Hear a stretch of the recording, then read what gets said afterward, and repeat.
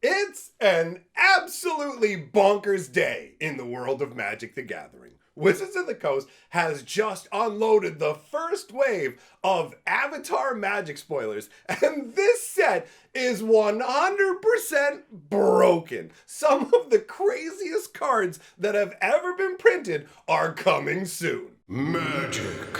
I am a wizard! History. I'm an old wizard! The magic historian. My bones hurt. Greetings! Owners of fine luxury cardboard rectangles, my friends.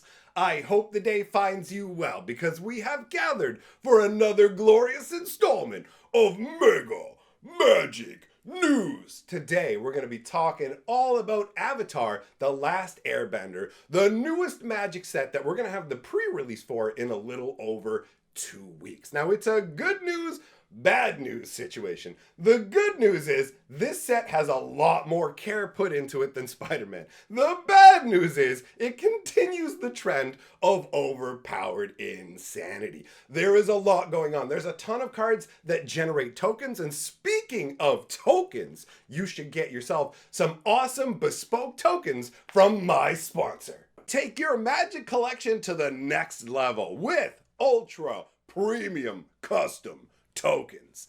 Zaximus Studios offers a wide range of gorgeous tokens that are visually striking, feel amazing to the touch, and you can use the backside to track both tapped and untapped tokens. They also have these amazing treasure tokens for when you really want to show off. Grab yours today using the code MyBonesHurt with the link pinned below. From this look that Wizards has given us, it really does appear they have put a ton more care into the Avatar Last Airbender set. Now, personally, for me, obviously, I would prefer if all Magic sets were in-universe and Wizards had full faith in their product. For example, games like Wonders of the First have decided we want to bring celebrities in, but we're going to bring them in as characters in our world as opposed to taking our game into their world. And that's what I like to see more. Be true to your own property. But that out of the way, I much prefer seeing sets like Avatar than Spider-Man. First of all, because Avatar does fit more nicely in with Magic's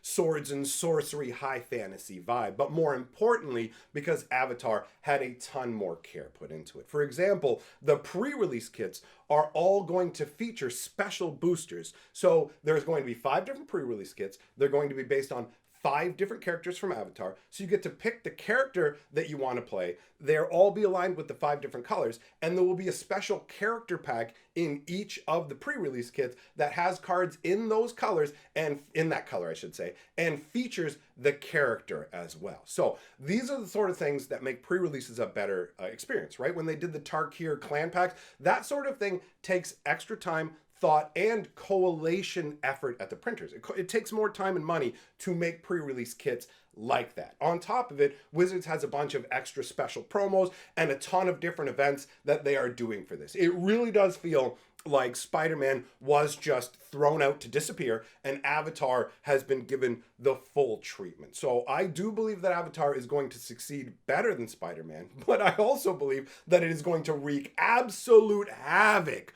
on Standard and actually other formats as well. There's some really powerful stuff. So with no further ado, let's take a look at the cards. We're starting off the Avatar Insanity with Badger Mole Cub. This is going to be an absolutely massive card from this set. 1 green and 1 for a 2/2. When the creature enters, Earthbend 1. Whenever you tap a creature for mana, add an additional green. Now on the surface, you might be thinking, yo, this guy just boosts up mana dorks. What's the big deal? Yeah, he's going to Earthbend. He's going to turn one of your lands into a 1/1 creature. Whoop-de-doo. But don't forget that the Earthbend ability not just turns lands into creatures, but also says, hey bro, if this land goes to the graveyard, slap it right back into play. So you can literally use this to go, oh hey look, I'm gonna earthbend my fetch land. I'm gonna sack it to go get a land. Oh look, the fetch land came straight back into play. Just the earthbending by itself makes this guy really tight. But the fact that he also boosts up the land's mana production, if you turn lands that produce mana into creatures, now they're going to crank out extra green. On top of that, silly little nonsense like Raga Draga's gonna get a huge boost. But ultimately, the utility of being able to use sacrificial lands multiple times on top of a mana boost, there is a lot tucked into this guy. He doesn't have the same like grab you and shake you by the coat that some of the insane stuff we're gonna look at, but mark my words, this is going to be an absolutely massive card, right? Then we've got Bummy Unleashed, a green, a red, and 3 for a 5/4 human noble ally. Allies are getting a big boost in this set. So, 5/4 Trampler, when he enters Earthbend 4. So pick one of your lands, turn it into a 4/4 creature, right? And those are +1/+1 counters. So you can just go ahead and crank those up in different ways or have other cards that care about you having +1/+1 counters. And the fun gets really nutty down here. Whenever he deals combat damage to a player, untap all lands you control. After this phase, there's an additional combat phase. Only land creatures can attack during that combat phase. I love that twist. A lot of the, oh, we're going to get an extra attack phase, they tend to have stipulations, but this is the first time I think I've ever seen a card that says only land creatures can attack. So this is a lot of power. And like, first of all, you're paying 5 mana for a 5/4 that turns one of your lands into a 4/4. And every time you go downtown with them, bam, you're going to get to untap your lands. This is absolute madness. Yeah, it does cost 5 mana, but it's really not going to matter. This is super strong. Pretty much everything we're looking at today is totally bananas. This set is not going to struggle the same way that Spider-Man did with no real desirable cards in it aside from like 2 or 3. So, moving on to the next nonsense. We have Day of Black Sun. 2 black and X for a sorcery. Each creature with mana value X or less loses all abilities until end of turn. Destroy those creatures. So it's a selective board wipe that also shuts off all abilities. Oh, hey, are you indestructible? Doesn't look like it anymore, son. Your ability's gone. Eat it. Oh, what's up, Blood Artist? I know you like to make me lose a bunch of life when a bunch of creatures go to the graveyard. It'd be a real shame if you actually didn't have any abilities when all those creatures went to the graveyard. This is crazy. A selective wrath that can shut off the abilities of all the creatures that it's taking out. Super, super powerful. Also, the artwork on this is epic. Buddy sitting here cross-legged. You've got the smoke swirling up. The flavor text, the whole concept of this card is a home run. The flavor text says, the solar eclipse robbed firebenders of their ability to firebend, giving Team Avatar an 8-minute window to storm the capital and defeat the Fire Lord. Conceptually, that's amazing because firebenders are super, super powerful in the world of Avatar, right? So them basically not being able to access their powers for this tiny window, and this is the only chance you're going to be able to take down the Fire Lord, that's fantastic. That creates such an epic sense of urgency, and encapsulating that so well in a card like this is fantastic because this does feel like a momentous event. You are wiping out a bunch of creatures and it's virtually unstoppable. Those creatures can't even save themselves. That is really cool. Moving on, we've got Diligent Zookeeper. This thing, 1 green and 3 for a 4/4 human citizen ally. Each non-human creature you control gets +1/+1 for each of its creature types to a maximum of 10. Do you guys remember when we saw Spider-Ham in the last set and he was like, give all orders, goats, your mother, and 15 other things +1/+1, and people were like, if I have a changeling, does that mean that it gets like +18/+18? And we're like, no, bro, sorry to disappoint you. Well, good news. If you want to do that nonsense now, guess what? Changelings with the Zookeeper, he loves them. Oh, it's a goat, it's a bear, it's a turkey. I know everything to do with this guy. And all of a sudden your changeling has +10/+10. So a 1/1 changeling for 1 mana is all of a sudden an 11/11. Whoa, bam! And considering that Wizards is just cramming more and more creature types onto cards, they talked about how they couldn't get all the creature types they wanted for some of the Spider-Man characters, right? So this guy is just going to get more useful as time goes by. And another crazy thing is Magic has reached the point where this guy is nutty because giving a creature +10/+10 for 4 mana, like this guy is just a 4 mana 4/4. He's blank on his own. He does nothing on his own, right? So this is like not a good card because it'll just make your other guys bigger. But by the standards of early era Magic, this is one of the most deranged things I've ever seen. And it's just going to find a home in weird Gorp bag decks, right? This is probably never going to tear up Standard or any of that. But it's just such a wild card. It's so crazy. Moving on. We've got Foggy Swamp Visions. I love the artwork on this card. This is absolutely gorgeous. I stared at the artwork for a while before I even read the card. 2 black and 1 for a sorcery.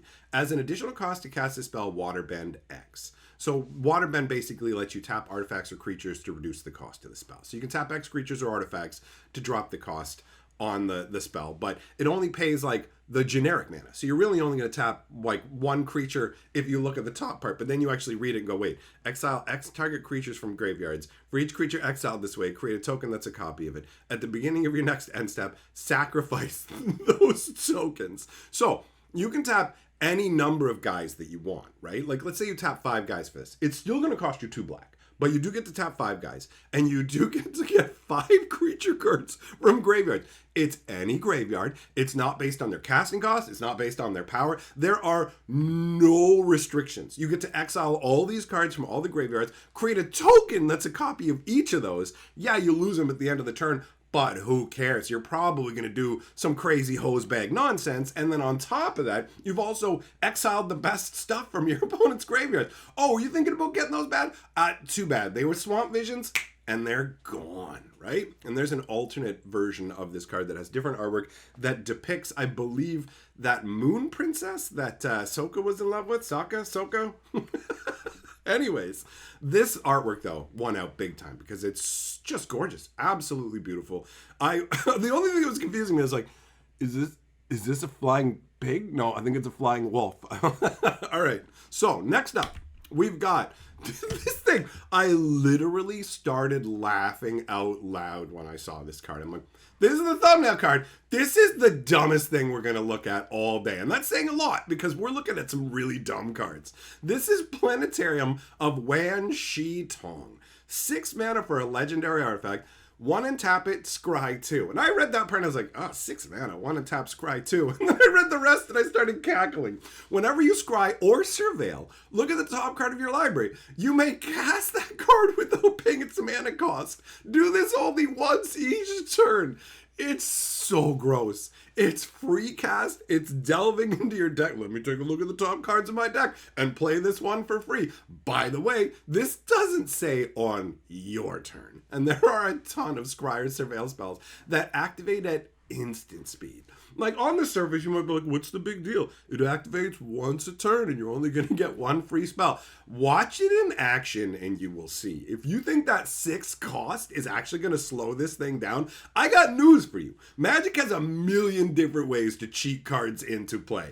Getting this out quick ain't going to be difficult. And getting to look at the top of your deck and play spells for free, it's absolute madness. It's absolute madness. And you can do the same kind of thing as One Ring. What's to stop you from putting one out, activating it, and then putting out another? There's no, I'll just look at there's another one on the top of my deck. I didn't get what I wanted. I guess I'll put the one on top of my deck out, choose the one I already had out to go to the legendary roll, and I'll use this new one to use the ability again. It's just, it's an engine of insanity, right? I will say, I absolutely love it when we get cards that look like they could just fit into a normal Magic set. The Soggy Visions that we just saw absolutely looks like a normal Magic card. This just looks like a crazy sort of chrono magic device, right? You look on one side, you can see it's night, you can see it's day at the same time. Obviously, being able to control temporal magic is massively powerful, and I really do love the way that it's illustrated when you get the night and day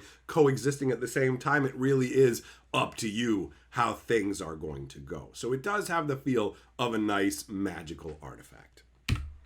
Then we've got Secret of Bloodbending, because why not? 4 blue, sorcery, it's a lesson. It's a lesson! So you can get it with cards that get lessons. As an additional cost to cast a spell, you may Waterbend 10. Waterbend 10. You control target opponent during their next combat phase. If this spell's additional cost was paid, you control that player during their next turn instead. So that is a huge difference, right? You can be like, yo, I can pay 4. It is very weird, right? Like blue obviously is the color where you can control your opponents. But the whole taking over a combat phase feels decidedly unblue, right? Like returning attackers to their owner's hand, yes. Tapping down defenders so they can't get in the way with like ice magic, something like that, yes. But straight up controlling combat, that normally is the domain of red. A sort of like, hey, I'm taking you over for this brief period of time. You're going to do what I want. And it's most of the time going to be combat oriented, right? Whereas blue is more like, I'm going to take you under more permanent conditions, but I'm not as strong in combat. Now, admittedly, it is a sorcery, so you can't play it at instant speed as a surprise trick in the middle of combat, which you wouldn't really want to do anyways, because you're going to want to have control of them from the get-go, I'm guessing, right? So you do have to play it at sorcery speed. It is kind of wild that you can either waterbend 10, and then you skip controlling during your combat phase, then instead, now all of a sudden, you're taking their whole next turn. That is a big mountain to climb, but it lets you do stuff in the early game where you can maneuver your opponents into terrible situations. There are a bunch of creatures out there that say, when you block me, bad stuff happens, and nobody ever wants to block them. So this is a fantastic way to do that. And I do have to admit, bloodbending is one of the coolest concepts in Avatar. Now, I didn't get into like full-on Avatar. I haven't watched the whole thing. I started out with the original series and I watched a bunch of it and enjoyed it, but then it just kind of fell away. I never even got to see the end of it because the series was ongoing while I was watching it, and I never got back to it. I kind of forgot it existed, honestly, until the set came along. But I did learn that bloodbending is essentially waterbending, where you can control the blood inside of people, which is really insanely epic and cool, but also makes it feel like this should be a black card, right? Like controlling somebody by basically taking control of their blood feels pretty power at any cost, right? It doesn't feel blue, but the actual taking control. So it's an interesting one, and you do have to exile it at the end. This one left me thinking a whole bunch. It's got a lot of potential. The 4 blue restricts you from being able to get too crazy with it, right? Moving on. We've got Wan Shi Tong Librarian. 2 blue and X for a 1/1 flash flying vigilance. When he enters, put X +1/+1 counters on him, then draw half X cards rounded down. Whenever an opponent searches the library, put a +1/+1 counter on him and draw a card.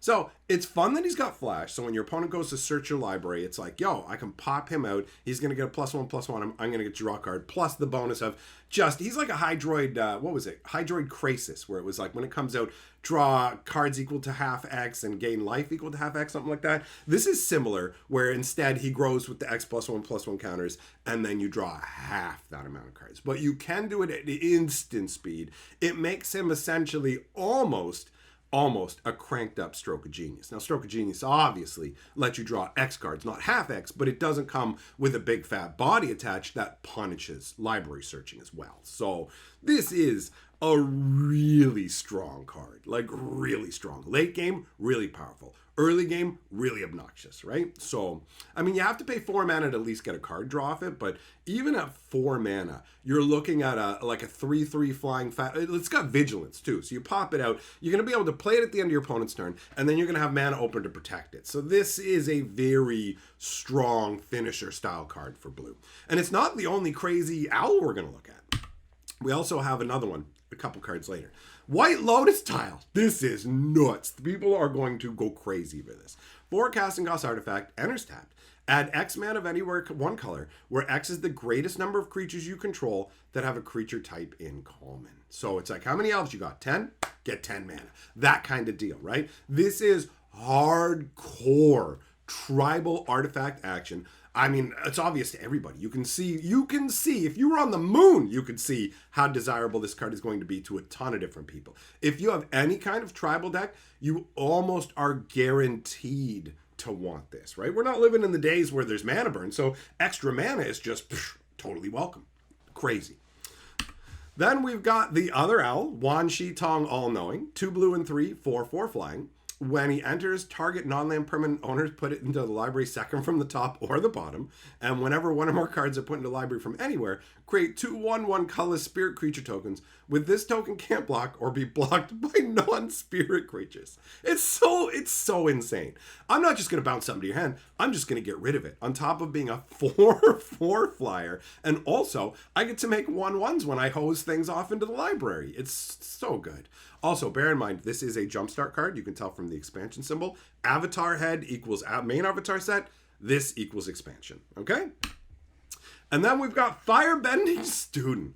A red and 1 for a 1/2 with prowess. Whenever you cast a non-creature spell, +1/+1 to end a turn. And it's got Firebending X, where X is this creature's power. So whenever it attacks, you get X red mana until end of turn. End of combat, I should say. So it doesn't go through phases. You have until the end of combat to spend all that extra mana.